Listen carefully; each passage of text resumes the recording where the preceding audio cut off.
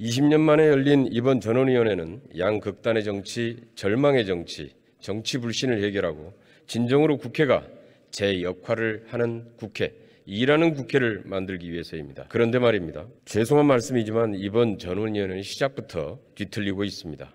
전원위원회의 정식 명칭이 무엇입니까? 국회의원 선거제도 개선에 관한 결의안의 심사를 위한 전원위원회입니다. 정개특위가 치열한 논의 끝에 3개의 안이 포함된 결의안을 합의했고 이 결의안을 전원위원회에 회부하여 심의를 진행하고 있습니다. 각 안의 이론은 모두 동일합니다. 국회의원 정수는 300명으로 한다. 이렇게 박혀 있습니다. 그런데 회의 개최를 앞두고 여당 대표가 국회의원 정수 10% 감축을 제안하자 소속 의원들은 소중한 질의 토론 시간에 정수 축소만 외치고 현 정치의 문제를 모두 남 탓으로 돌리며 정쟁으로 몰아가고 있습니다.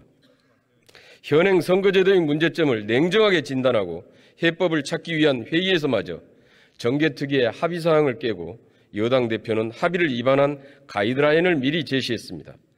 교섭단체 대표만의 협상으로 타결하기 어렵기 때문에 소속 정당과 정파의 입장을 떠나서 각 의원들의 소신과 자유로운 의견 개진을 통해 합의점을 찾아보자는 회의에서 소속 의원들에게 미리 가이드라인을 제시하고 소속 의원들은 그 가이드라인에 따라 앵무새처럼 같은 말을 반복하는 이런 관행부터 개혁해야 하지 않겠습니까? 정치가 바로 서기 위해서는 바로 이렇게 합의사항을 손바닥 뒤집듯이 뒤집고 약속을 밥 먹듯이 깨면서 부끄러움도 모르는 이런 철면피 정치부터 고쳐야 합니다. 정치가 바로 서기 위해서는 300명의 헌법기관이자 국민의 대표인 국회의원들을 마치 당대표 또는 원내대표의 주머니 속 공깃돌처럼 여기며 가이드라인을 제시하고 통제하려는 관행부터 바꿔야 합니다. 소속당 국회의원들이 무슨 초등학생입니까? 아니, 요즘 초등학생들도 이렇게 하지 않습니다. 국회의원의 소신과 정책을 당대표 또는 원내대표가 통제하고 교섭단체 간에 합의가 없으면 상임위 법안 심사조차 할 수 없는 국회, 아무것도 할 수 없는 국회, 이게 정상적인 국회입니까? 이렇게 국회를 운영하려면 왜 300명이 필요합니까? 여야 대표 각 1명씩 2명만 있으면 되지 않겠습니까? 정치 혐오에 기대어 대안도 없이 저 의원 정수 축소만을 주장하려면 아예 더 화끈하게 2명으로 줄이는 건 어떻습니까?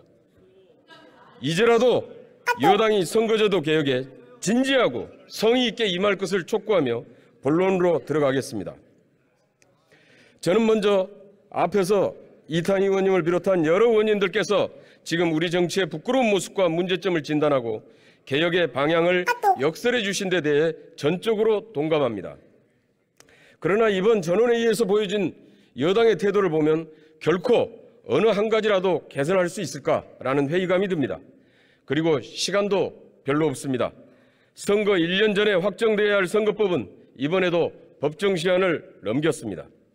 그래서 저는 획기적인 변화를 욕심내지 말고 우선 시급한 위성정당 문제를 해결하고 지역 독점 구도를 조금이라도 완화시킬 수 있는 최소한의 기틀이라도 마련했으면 합니다. 이를 위해 결의안의 3번째 안 소선거구제와 권역별 비례대표제를 보완한 일명 지역균형 비례대표제를 설명드리고자 합니다.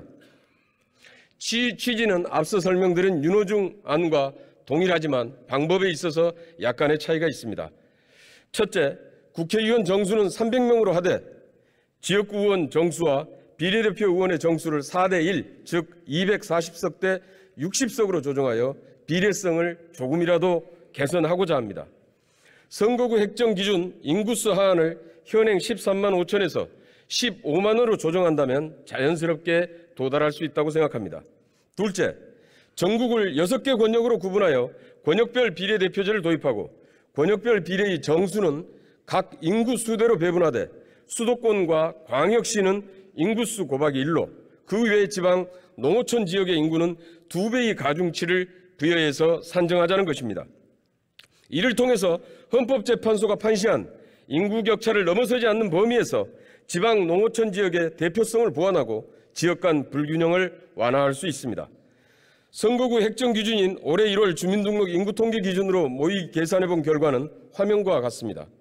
각 권역의 비례대표 정수가 대략 8석에서 10석 정도로 인구수 격차가 완화된 채 전국에 비교적 고르게 분포하게 됩니다.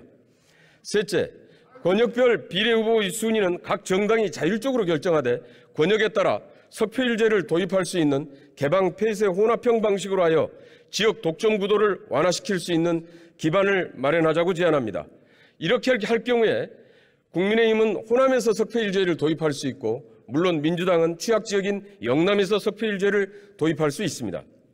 넷째, 권역별 비례대표의 각 정당별 배정은 보정병립형, 즉 정당 득표율 구간별로 하되 최대 획득 의석수에 상한을 두어서 특정 정당의 지역 독점을 방지하고자 합니다. 최저 기준을 현행대로 3%로 설정하여 소수 정당의 원내 진출이 가능케 하고 각 구간을 12%씩 나누어 구간마다 한 석씩을 더 배정할 경우에 배정하고 51% 이상 득표 정당부터는 상한선을 두어서 지역 독점을 방지하고자 하는 제도입니다.